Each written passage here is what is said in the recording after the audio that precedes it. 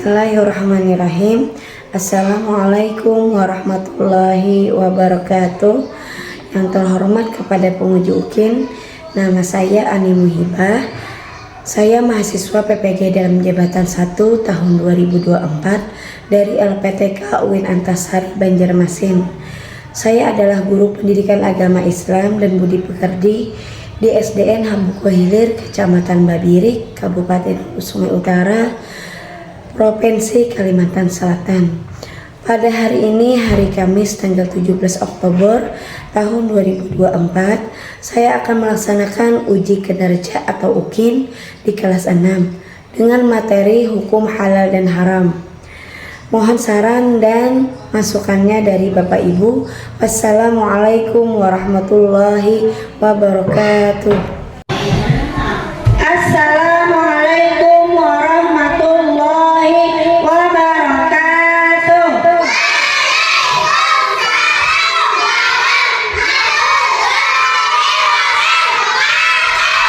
Selamat pagi anak-anak. Bagaimana kabarnya hari ini? Alhamdulillah luar biasa, senyum ceria, Allah. Nah, alhamdulillah hari ini kita bertemu kembali lagi pada hari Kamis tanggal 17 Oktober. Nah, hari ini kita belajar pendidikan agama Islam. Sebelum pembelajaran dimulai, terlebih dahulu kita membaca doa. Nah, untuk ini kami minta kepada anak Dalehana untuk membimbing doa.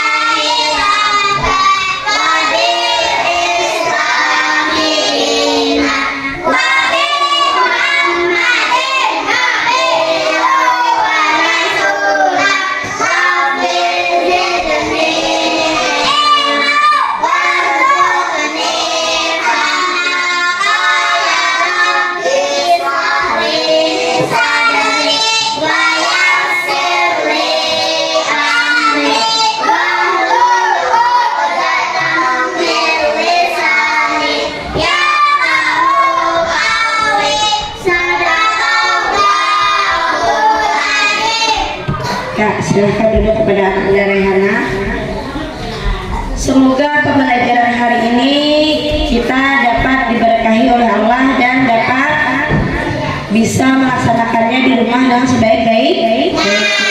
Nah, sebelum pembelajaran dimulai, Ibu hendak absen terlebih dahulu. Siapa hari ini yang tidak hadir? Iya, hadir semua. Alhamdulillah. Nah, seterusnya kita menyanyikan lagu Indonesia Raya. Untuk anak-anak, Ibu persilahkan untuk berdiri.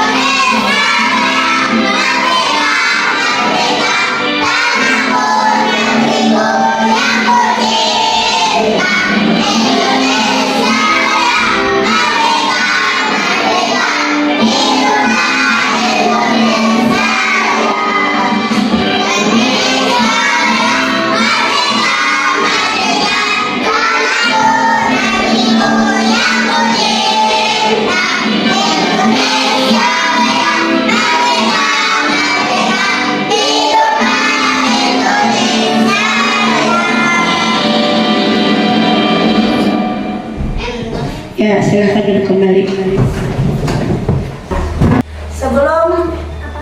Sebelum kita belajar hari ini, Ibu ingin mengulang pelajaran yang minggu tadi. Nah, siapa yang masih ingat kemarin kita belajar tentang apa, nak? Ya, tentang alat terpuji. Apa-apa saja, nak? Contohnya alat terpuji itu?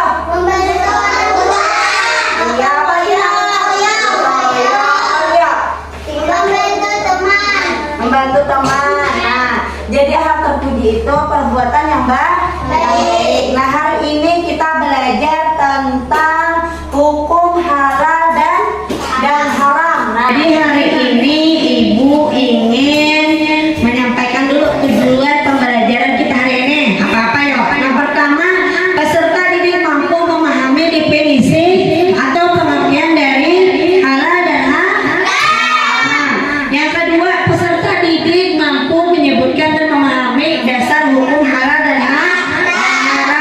Nah, apa itu halal? Apa itu haram? Ayo.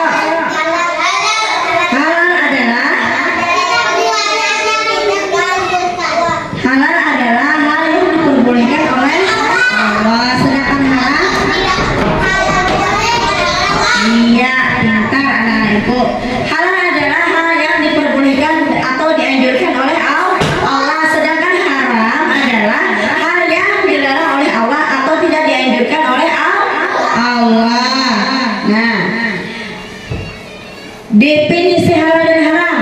Ya, halal adalah sesuatu yang diperbolehkan, sah atau sesuai dengan ajaran Islam. Nah, istilah ini berasal dari bahasa Arab yang berarti diperbolehkan atau ilegal. Nah, sedangkan haram adalah sesuatu yang dilarang, tidak sah atau bertentangan dengan ajaran Islam. Kata ini juga berasal dari bahasa Arab yang berarti dilarang atau ilegal, tidak boleh dilakukan. Nah, dasar hukum halal dan haram itu berapa, nak? Ada tiga. Yang pertama Al-Quran, yang kedua, yang ketiga, iya. Jadi dasar hukum halal dan haram ini ada tiga. Nah, yang pertama bacakan, Pak. Al-Quran adalah sumber hukum utama dalam ajaran Islam dan merupakan pedoman hidup bagi umat Islam. Segala yang dihalalkan dalam Al-Quran adalah pasti sudah halalnya, dan segala yang diharamkan dalam Al-Quran sudah pasti haramnya. Jadi sudah tercantum di dalam Al-Quran apa yang boleh dilakukan, apa yang tidak boleh dilakukan. Nah, ketentuan syariat seperti di dalam Islam, makanan dan minuman yang halal adalah yang sesuai dengan ajaran Islam. Nah, makanan dan minuman yang haram adalah sudah jelas dilarang seperti babi, apalagi nak, minuman keras itu tidak diperbolehkan oleh Islam. Nah, di sini ada surah Al-Baqarah.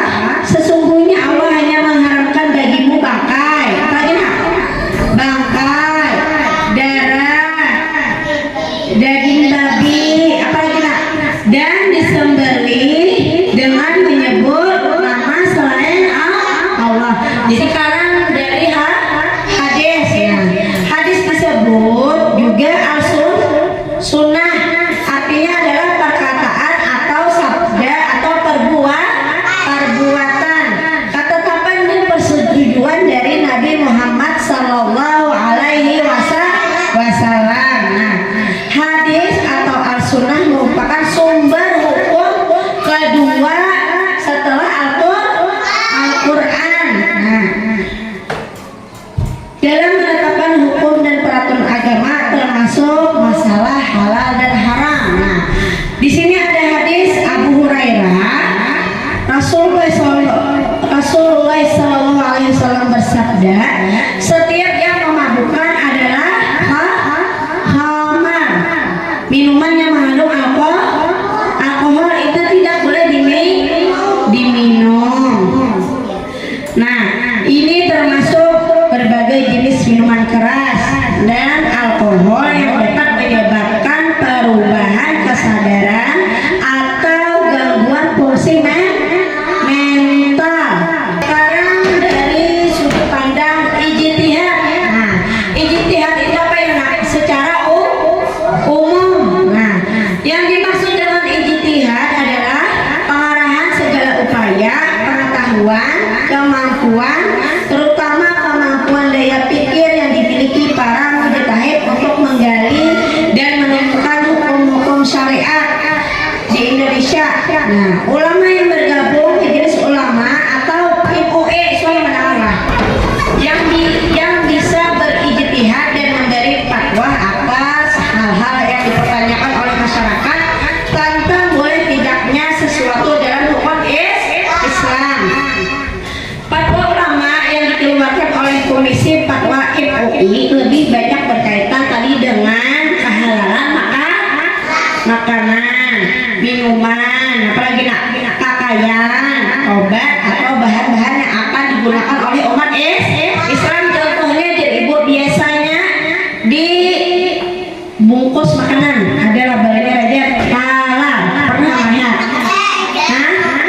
Nah, tinggal sini. Apakah ada pertanyaan? Mengerti? Iya. Nah, di sini ada contoh makanan, minuman, perbuatan yang halal dan haram. Apa-apa saya ya. Nah, ayo. Gambar ini menunjukkan perilaku apa nak? Perilaku sembahyang ini menunjukkan perilaku halal apa haram? Halal. Yang kedua nak gambar apa?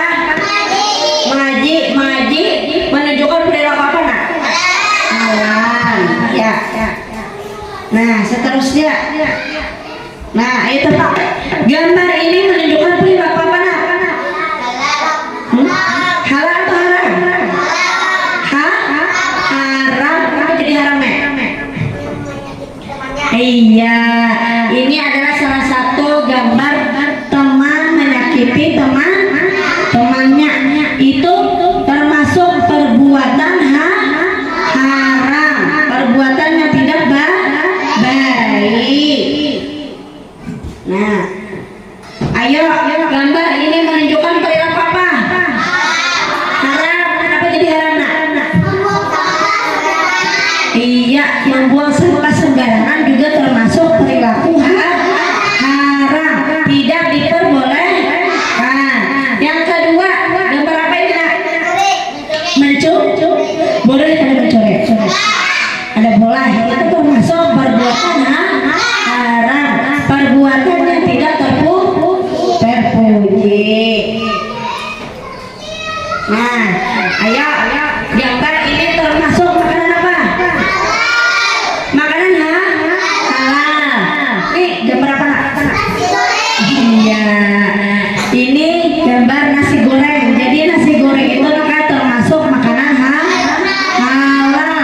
Seterusnya, ayo gambar ini menunjukkan perilaku apa? Haram. Kenapa? Iya, mengejek atau membuli itu tidak boleh dilakukan, termasuk perilaku tidak terpuji. Wah, ada boleh. Nah, seterusnya. Nah, ini gambar termasuk minuman apa nak? Minuman haram. Kenapa jadi haram nak? Karena ini minuman keras yang mengandung alkohol. Minuman beralkohol bisa menyebabkan apa ya? Bisa pusing, bisa menghilangkan kesadaran atau mabok lah. Ada boleh. Nah, itu dilarang oleh Allah. Ini termasuk minuman khamar. Nah, ini gambar apa ya? Zina, boleh lah. Jangan coba mendekati zina. Yang kedua, gambar apa ya? Orang mabok, orang pakai, orang berjudi, boleh anak? Ada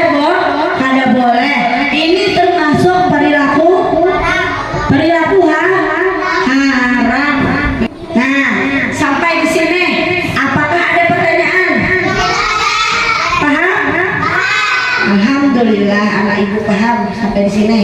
Nah, di sini Ibu ada sebuah video lah, tolong dicermati baik-baik.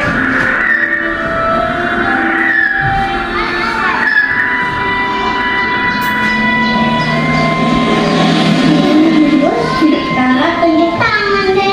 Saya Bu Guru. Maju deh ke depan. Iya banget kamu, Ra. Ya dong. Terus gimana tuh? Uang. Wah, rezeki. Iya, Ra, coba lihat. Kasih. Yeay. Jajan. Dulu. Siapa tahu uang ini ada yang punya. Ada yang punya. Kalau ditaruh sini, berarti yang punya jangan mau kali Kak. Ini dibuang. Mana ada orang buang uang sih, Ra. Mungkin orang itu nggak tahu kalau uangnya jatuh. Kita tunggu sampai ada yang jatuh. Ya udah deh, kita tunggu.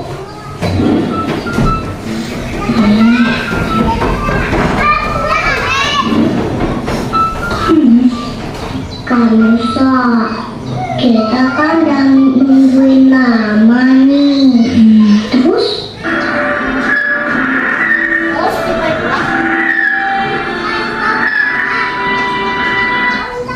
Kita kan udah nungguin lama nih. Terus? Dari tadi nggak ada orang yang ngaku kehilangan uangnya. Kita beli minum dingin aja yuk.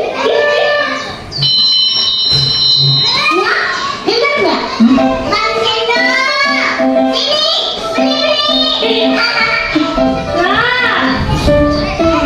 ini. Nah, sampai di sini. Menurut Pian, yang tadi itu si Rara ketemu uang. Apakah uang itu termasuk halal atau haram? Nah, itu termasuk uang haram. Karena itu ada pasti siapa ampunnya, ada tahu orang, ada tahu siapa ampunnya uang. Nah, jadi itu bila ada menemukan uang di jalan, itu jangan diambil dulu, jangan dibelanjakan dulu nanti. Karena kita nggak tahu lagi ampun siapa ampunnya ya Allah. Sebelum kita ada tugas atau kerja, aku ingin membacakan dulu manfaat mengetahui hukum halal dan haram. Nah, pertama, mematuhi perintah Allah. Yang kedua mana? Menjaga kesehatan dan kesejahteraan dalam hidup. Nah, ketiga mana? Menghindari pelanggaran. Nah, keempat mana? Meningkatkan kesadaran dan iya. Yang kelima, memudahkan dalam membuat keputusan sehari-hari. Dia sudah tahu dah, oh ini perbuatan halal, oh ini perbuatan haram. Perbuatan halal itu tahu dah apa saja yang boleh dilakukan. Nah, kalau dia perbuatan haram itu jangan sekali-kali berani melakukan, karena itu perbuatan yang dilarang oleh Allah.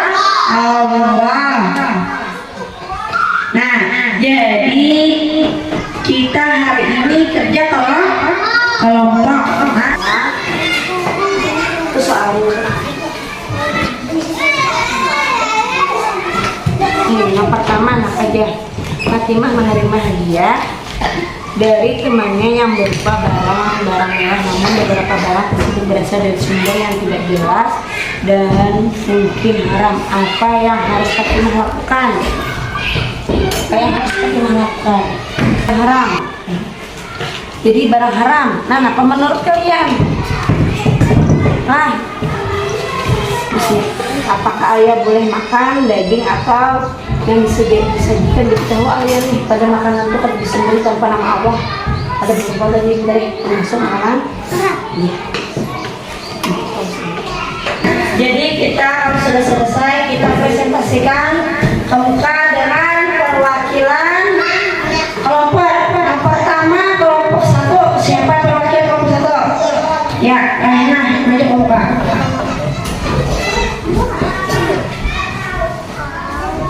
Nah,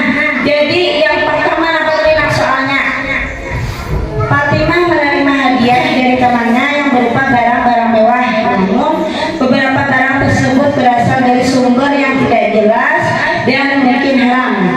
Jadi apa yang dilakukan oleh Fatimah? Nah, ini jawaban kelompok satu lah. Satu, menilai sumber barang. Fatimah perlu menyelidiki asal usul barang-barang tersebut. Jika ada kemungkinan bahwa barang-barang tersebut berasal dari sumber yang tidak halal atau melakukan penting untuk memahami implikasinya. Dua, berdiskusi dengan teman. Tiga, mempertimbangkan nilai-nilai pribadi. Empat, menolak dengan baik. Lima, mencari alternatif. Iya. Nah, jadi ini tadi jawaban kelompok satu. Ya, beri aplaus untuk teman-temannya. Nah, jadi penjelasannya dari kelompok satu. Nah, ujian kelompok satu menilai sumber barang. Apa contohnya? Fatimah perlu menyelidiki asal usul barang tersebut. Jika ada kemungkinan bahwa barang tersebut berasal dari sumber yang tidak halal atau meragukan, penting untuk memahami implikasinya.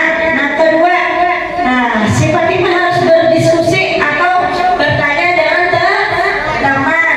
Nah, yang ketiga, mempertimbangkan nilai-nilai pribadi. Nah, yang keempat, menolak dengan baik. Nah, jadi kisahnya tuh kita nih sudah tahu tuh barang tuh asalnya barang haram. Jadi supaya kawan tuh jangan tersinggung, cara menolaknya dengan halus atau sopan. Nah, ya seterusnya kelompok dua. Siapa perwakilan kelompok dua? Ayo. Dua, dosa sosial. Tiga, tanggung jawab moral. Empat, konsekuensi. Perbuatan mencuri termasuk dalam konteks yang Anda sebut, di mana Joni mendapatkan mainan dengan cara mencuri dari toko jelas merupakan tindakan yang dilarang dalam Islam. Jadi, ya silakan duduk dulu kepada Anda.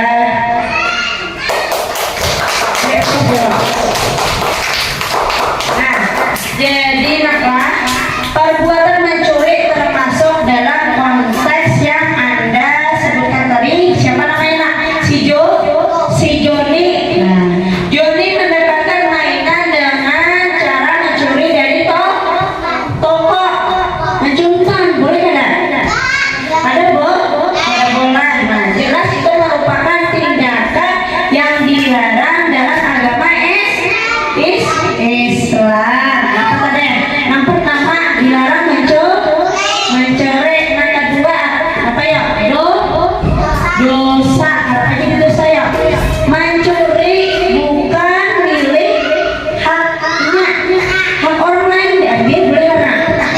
Ada boleh. Yang ketiga tanggung jawab moral. Apa ya?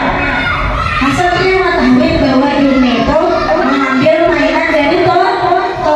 Nah, jadi si hasilnya wajib memberi peringatan kepada si Joni. Nah, keempat konsekuensi. Ya, jadi Joni itu perlu menyadari bahwa tindakannya itu tidak benar. Ada boleh setiap apapun yang kalian lakukan itu ada konsekuensinya. Bila berani bertindak berarti bertanggung jawab. Nah, itulah tadi jawaban dari kelompok dua. Ya, sekarang dari kelompok tiga. Silakan. Siapa perwakilannya? Ya.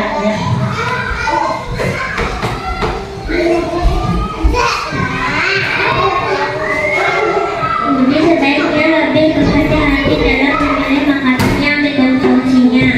Berikut beberapa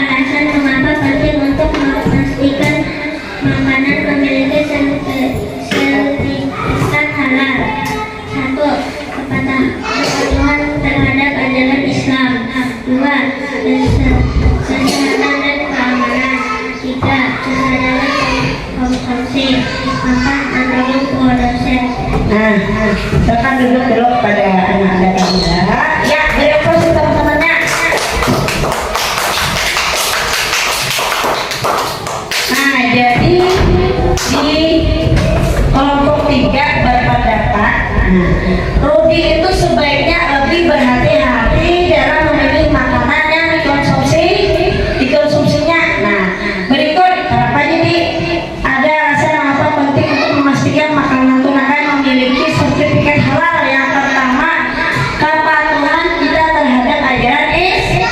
Jadi bila kita nak bawa makan, dilihat dulu labelnya, ada label halalnya, ya Allah. Nah, itu adalah dari kita tuh kepatuhan terhadap ajaran Islam, ya Allah, taatnya atau tidak. Nah, kedua, kesehatan dan keamanan. Bila Allah itu mengharamkan suatu makanan, berarti banyak mudaratnya daripada manfaatnya. Kenapa Allah melarang makanan tersebut? Nah, ketiga, kesadaran konsumsi. Memastikan makanan yang dikonsumsinya halal juga menimbulkan kesadaran dan tanggung jawab sebagai konsumen. Yang keempat, mendorong produsen. Dengan memilih makanan yang bersertifikat halal, Rudi juga mendukung produsen yang mematuhi standar halal, yang pada gilirannya bisa mendorong lebih banyak usaha untuk mendapatkan sertifikat halal. Nah, jadi itu pelajaran kita hari ini. Nah, Ibu rasa jawaban-jawaban anak Ibu sudah baik. Nah, jadi kesimpulan pelajaran kita hari ini apa yang pertama, halal merujuk pada sesuatu yang diperbolehkan dan diizinkan oleh syariat Islam. Hari ini mencakup makanan, apa tadi nak? Minuman, tindakan, aktivitas sesuai dengan ajaran agama Islam. Yang kedua apa nak? Minuman, tindakan, aktivitas yang sesuai dengan ajaran Islam. Sebaliknya haram adalah segala sesuatu yang dilarang dan dianggap tidak sesuai dengan ajaran Islam. Ini juga termasuk dari segi makanan, minuman, tindakan atau aktivitas yang dianggap buruk atau melanggar prinsip-prinsip agama. Jadi kita sudah diatur cara berperilaku kayak apa. Yang tadi tindakannya halal kayak apa, tindakannya haram kayak apa, sudah betul tadi. Nah, apalagi tadi makanan apa yang boleh dimakan, makanan apa yang dilarang oleh Allah. Nah, sudah, jadi bisa menerapkan di kehidupan sehari-hari. Imbah itu pun tadi apalagi minuman yang haram apa tadi nak? Minuman yang mengandung alkohol. Minuman yang mengandung alkohol bisa menghilangkan kesadaran itu juga tidak kenapa yuk bisa menyebabkan mabuk. Apa lagi nak? Hadis ijtihad. Nah, itu adalah dasar hukum halal dan haram. Itu ada berapa? Ada 3. Kenapa lagi nak? Dari Al-Quran, hadis dan ijtihad. Ya, pintar. Jadi hukum halal, dasar hukum halal dan haram itu ada 3: Al-Quran, hadis dan ijtihad. Semoga pembelajaran kita hari ini bisa diterapkan di rumah. Yang sudah tahu bagaimana perilaku halal, perilaku haram, perbuatan halal, perbuatan haram, dan makanan yang diperbolehkan oleh Allah dan apa yang dilarang oleh Allah. Nah, semoga pelajaran hari ini bermanfaat bagi kalian. Nah, kalau ada salah-salah kata, Ibu mohon dimaafkan. Sebelum menutup pelajaran hari ini, mari kita ucapkan Alhamdulillahirrahmanirrahim. Assalamualaikum warahmatullahi